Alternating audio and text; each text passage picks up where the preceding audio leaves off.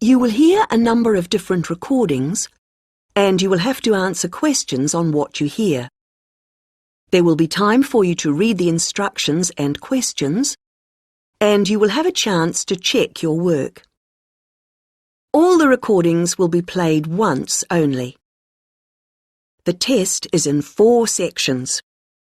Write all your answers in the listening question booklet. At the end of the test, you will be given 10 minutes to transfer your answers to an answer sheet. Now turn to section 1.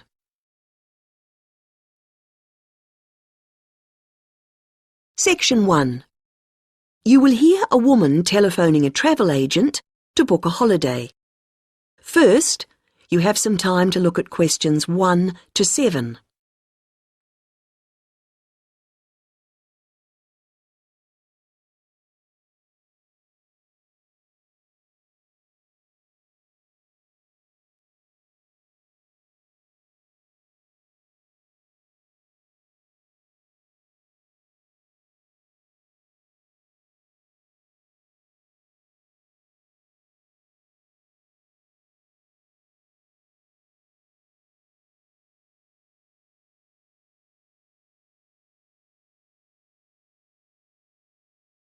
You should answer the questions as you listen, because you will not hear the recording a second time. Listen carefully to the first part of the conversation and answer questions 1 to 7. Hello, you're through to Go Travel. This is Darren speaking. How may I help you today? Hello, I'm calling to book a holiday. Great. May I take your name, please? Yes, it's Greaves, Anna Greaves. Is that G-R-E... No, Grieves, and Anna is with double N. Right. Thank you, Anna. Now, we're delighted you've called us. Can I ask where you heard about us? It was your advertisement in one of the magazines. Was it Holiday World? Oh, yes, that's the one. Good, thank you. It's useful to know. Of course. And did you have a particular holiday in mind, or was it a general inquiry? I think I've chosen. I like the look of the one with the code FT4551. The right destination and the prices seem reasonable. Right. Now, was it for yourself only, or...? Oh no, I want to go with a couple of friends, so there'd be 3 of us going. OK. Now, there's a choice of dates, as you know. Yes, I think, well, we've got to be back by the end of August, so if we say going on August the 16th, that would work fine. No problem. And you can also choose the length of your holiday. There's, let's see, 7, 11 or 14 nights. We thought the middle one would be great. Longer would be nice, of course, but... Maybe next year. Yes. And you do need to have insurance. Uh-huh. With 3 levels, Standard, Super and Super Plus. Standard seems a bit basic. Let's say Super. That should be sufficient. Fine. Before you hear the rest of the conversation, you have some time to look at questions 8 to 10.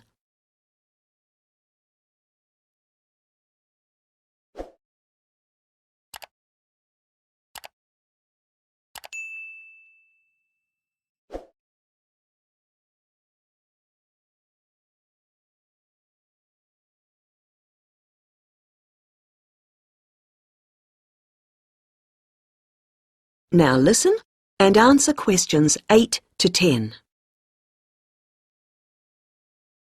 Well, that's all good so far, and the availability's OK.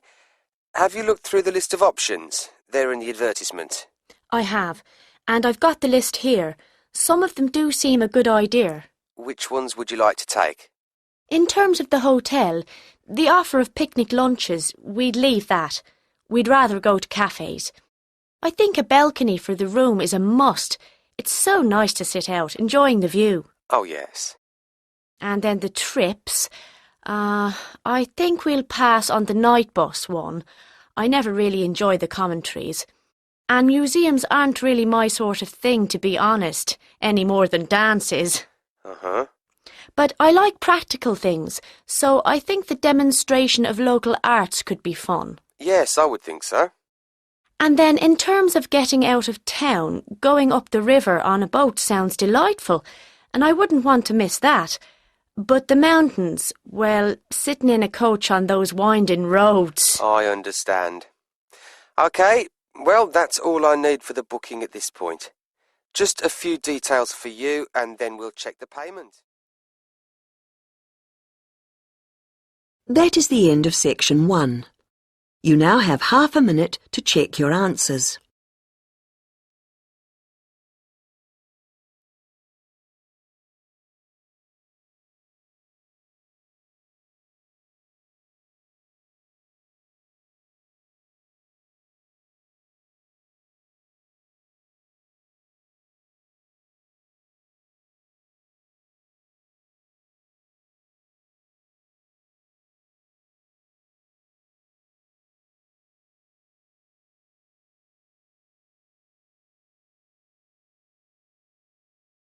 Section 2. You will hear a man giving some information about transport in London. You now have 30 seconds to read questions 11 to 15.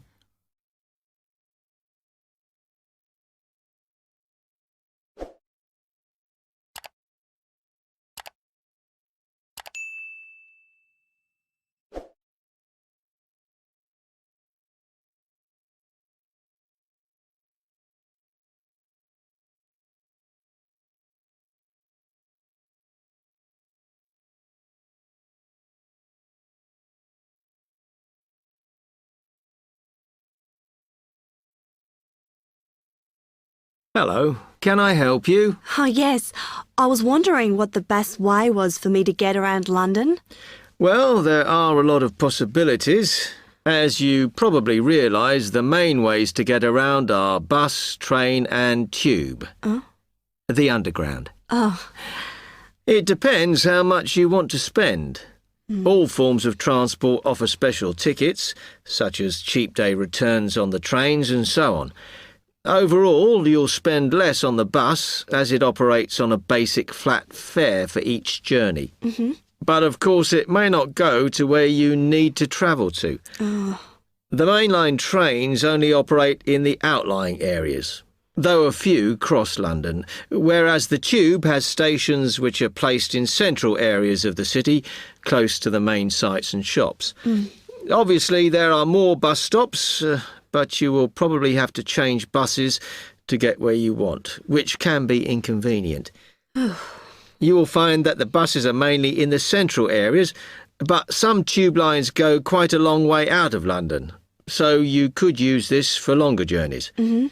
Having said that, the tubes do get very crowded, so you should use the train if you want to sit down. It does depend where you're travelling to. Well, I'm living on the outskirts, but I have to travel into London to college every day, and then around London when I'm here. OK, so time is going to be an issue for you. The tube should be fast crossing London, but quite honestly, there are so many delays that it's not very efficient.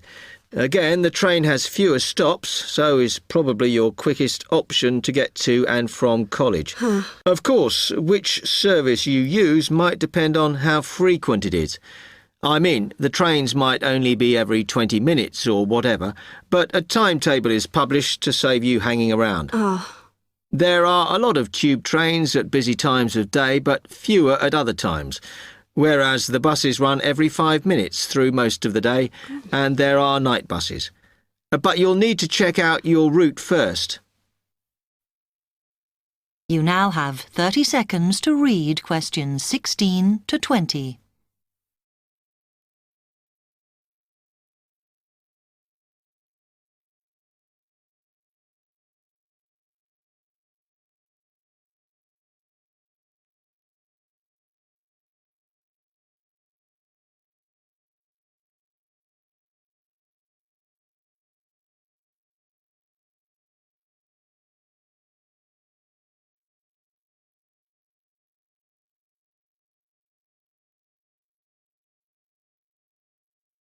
OK, thanks. How can I get from here to Hackney then? Right, well, you can choose. We're here at the information office, OK?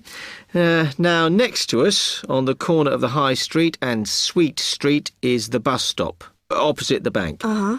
The bus goes all the way to Hackney, but it is a very indirect route, so it could take ages. Oh.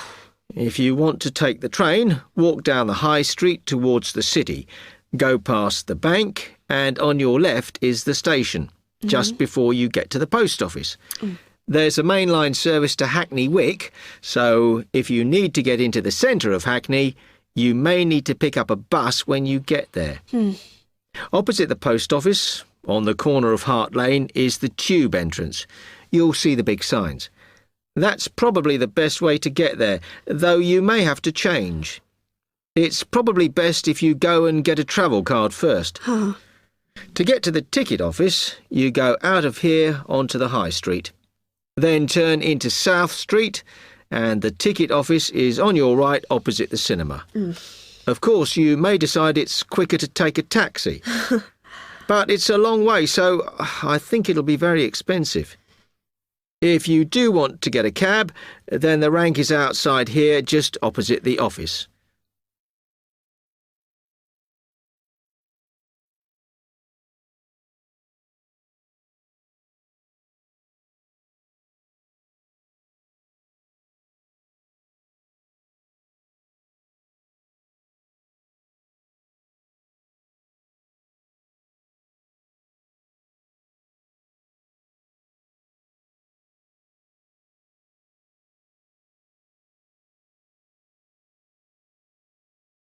Now turn to Section 3.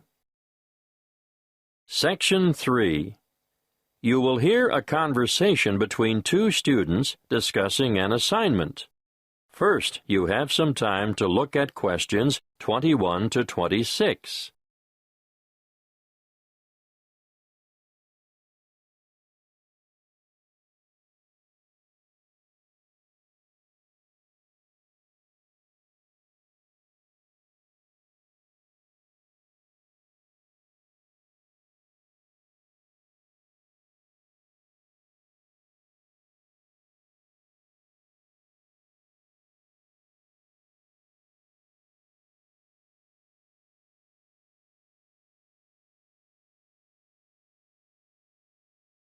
Listen carefully and answer questions 21 to 26.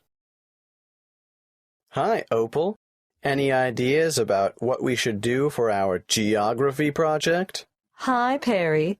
Yes, I'd like to do something on wetlands. I think that's a great idea. Where do we start?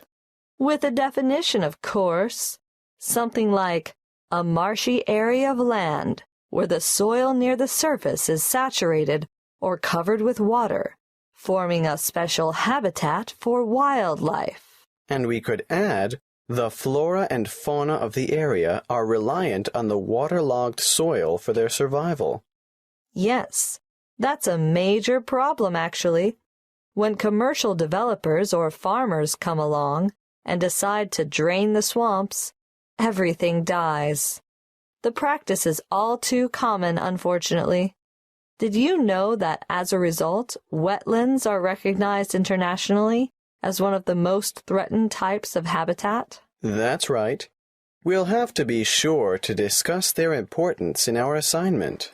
But first, I think we should state some of the particular characteristics of wetlands. Well, there are 3 that I can think of. To start with, wetlands are limited areas of open water, which vary depending on seasonal fluctuations. Yes, and the second could be that there's usually a variety of water-tolerant flora on the banks and throughout the water. Of course, depending on the time of year, there may be more or less water, but levels generally remain quite shallow. Okay, now let's move on to the importance of wetlands. Shall we start with plant and wildlife habitat? Yes, I think we should point out that wetlands are homes for countless species of water birds, frogs, invertebrates, and fish. And they support many varieties of water-loving plants. Which brings us naturally to the topic of biodiversity. Even small wetlands act as borders between land and permanent water. They turn into refuge areas or sanctuaries in times of drought, and they often support rare and threatened plants and animals found nowhere else. Exactly.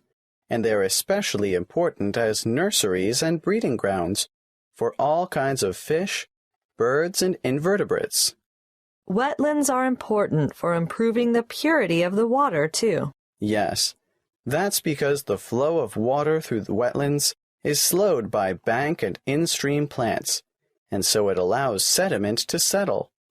Nutrients such as nitrogen and phosphorus and other pollutants are removed as the water passes through. Before you hear the rest of the conversation, you have some time to look at questions 27 to 30.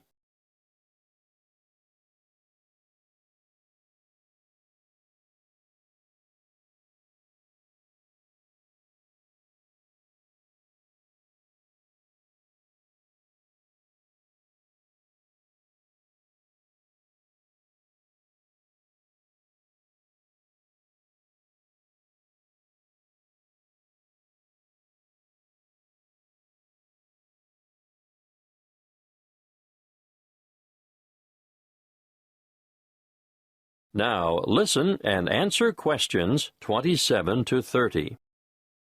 Okay, at this point, I think we should look at mangroves. They're important for nutrient removal. I think nutrient recycling is more accurate, and biological productivity, because wetlands are really very productive ecosystems. Should we do a food web then? We should do a diagram of some sort showing the importance of mangrove trees, but maybe not a food chain. How about you explain it while I try and sketch it? Right. Well, let's start with the mangrove trees. They're very special because of their aerial roots that allow them to breathe even when the tide is high and their roots are underwater. They can live in salt water, and the salt enters through the roots, travels up to the older leaves, and then these die and drop back into the water. A unique feature of mangroves is their ability to develop leaves on their seeds while they're still on the tree, and the seedlings drop down, planting themselves directly into the mud underneath. Got that. What happens to those older leaves that fall? The fallen leaves, or litter, decay in the water and form a rich mud that feeds bacteria, worms, and small crustaceans. You mean things like prawns and crabs feed on the decomposed leaf? Yes, and even little fish do as well. And bigger fish feed on them?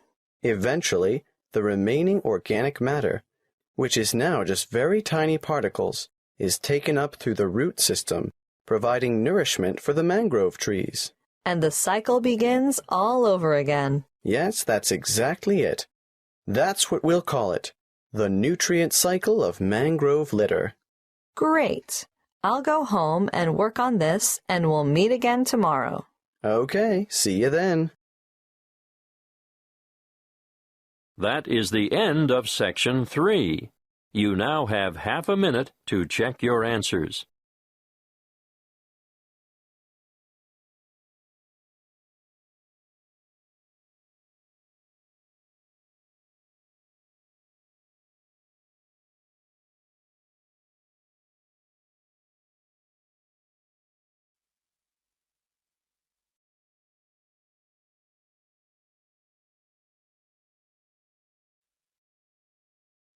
Now turn to Section 4.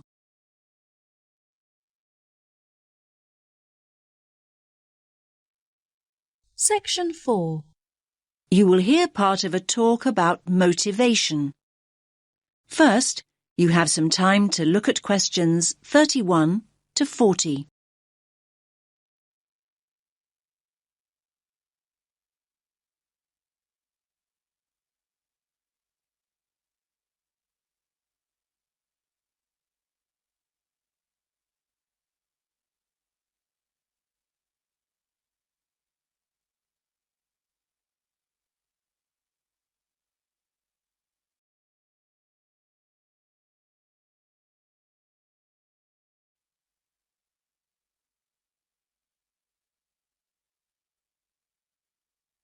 Listen carefully to the talk and answer questions 31 to 40. OK, everyone. Let's make a start with the second module of our business management course. And we're thinking about motivation. Yes, motivation. The drive to achieve and to get things done. Now, what motivates you to get up in the morning? A strong desire to get that assignment finished? Or maybe you want to get more training in before the week's inter-university football match. Let's focus on motivation in the workplace. Why is it so important for workers to be motivated? Think about it. If you feel motivated, you're far more likely to feel loyal to your employer and take a real pride in getting the job done. So how can a company motivate its workers to work well? Well, let's have a look at this. It's called the motivational pyramid, and it was developed by a man called Abraham Maslow. He called it the hierarchy of needs. He argued that people are motivated by 5 essential needs, and he formed this pyramid here to illustrate each of them. And you can see the 5 tiers or levels on the pyramid. Maslow said that workers are motivated at these 5 levels of need, so let's look at each of them in turn. OK now, so let's start at the bottom of the pyramid, just here. Now these are the basic physical needs. These are the needs that motivate us to survive and have food and shelter. So we're motivated to work in return for money so that we can actually eat and keep warm. But even at this basic level, we're not just motivated by money alone. We're also motivated to work if we've got good facilities in the workplace. What kind of facilities are we talking? Well, these facilities could be a staff restaurant to have our lunch in, or a locker to put our personal belongings in. Now, after we've got these things, we're then motivated to move up to the second level of need on the pyramid. And here, on the second tier, we can see security needs. We're motivated to work hard when we feel safe and secure. Well, we're much more likely to work well if we've got a formal job contract. It makes us feel safe, doesn't it? And what about a pension when we're old and no longer able to work? And we're also much more likely to feel safe and secure if we know there is a sick pay scheme we can fall back on if we're ill and have to take time away from work.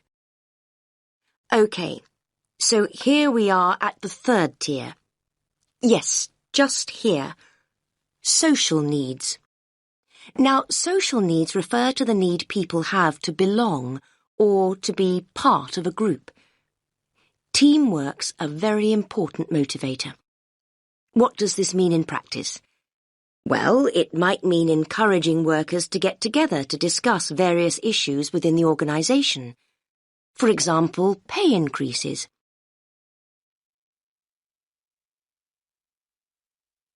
Then we move on to the next tier, the fourth one here, self-esteem.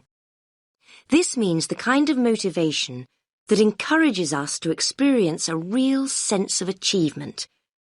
So how can a company make this happen? Well, they can use a system of rewards. Giving rewards to individual workers as a way of saying thank you and celebrating their achievements. What kind of rewards are we talking about? Well, examples of these include free gym membership or gifts such as contract-free phones. This kind of recognition can make us feel valued, and as a result we feel more motivated to move up to the final level of the pyramid. On the final tier, we've got self-fulfillment. Now this is the motivation that inspires us to be creative and feel challenged in the workplace. So what does this mean in practice?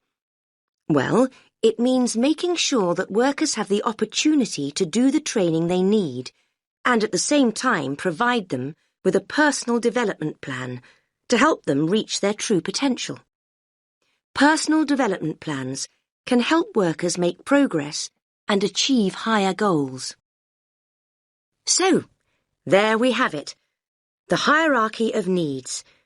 Achieving each of these tiers, one level at a time, and moving up the pyramid motivates us to achieve the next. Now, does anyone have any questions before we move on? That is the end of section 4. You now have half a minute to check your answers.